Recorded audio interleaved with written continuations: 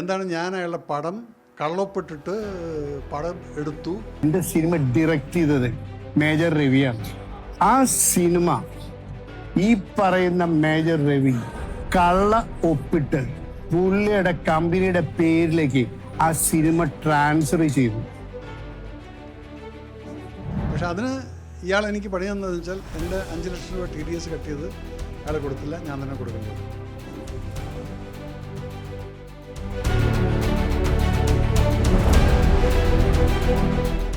Ravi sir, ഈ social മീഡിയയിലൊക്കെ ഈ OG സുനിൽ എന്തൊക്കെയോ പറയുന്നുണ്ട് താങ്കൾക്കെതിരെ, എന്താണ് അത് സംഭവം?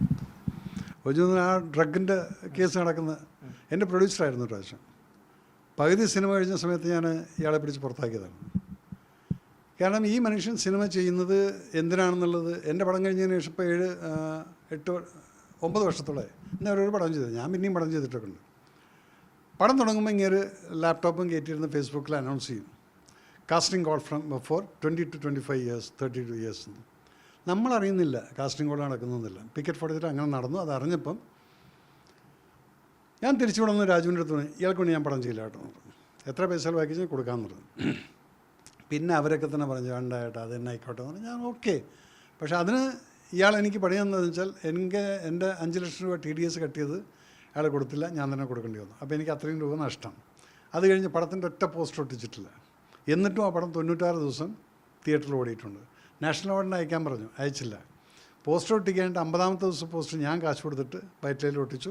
ആ സമയത്ത് ഞാനും കാണിച്ചു എൻ്റേതായിട്ടുള്ള ധാർഷ്ട്യം എന്ന് പറയാം. അതിനകത്ത് പ്രൊഡ്യൂസറുടെ പേരില്ല, മേജർ രവി ആൻഡ് ടീം എന്നായിരുന്നു അതിലുണ്ടായിരുന്നത്, പിക്കറ്റ് ഫോട്ടോഗ്രാഫി. പിന്നെ 96 ദിവസം പടം തിയേറ്ററിൽ ഓടിയിട്ടുള്ളതാണ്. നാഷണൽ അവാർഡിനും ഒരു അവാർഡിനും അയക്കാൻ സമ്മതിച്ചില്ല.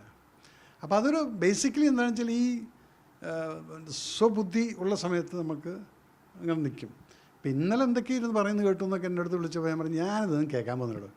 എന്താണ് ഞാൻ അയാളുടെ പടം കള്ളൊപ്പിട്ടിട്ട് പടം എടുത്തു എന്ന് അങ്ങനെ ഒന്നാമത്തത് ഈ അടിച്ചു കഴിഞ്ഞാൽ, ഈ ചീപ്പ് സാധനം അടിച്ചു കഴിഞ്ഞാൽ ചിലപ്പോൾ കിളി പോകും.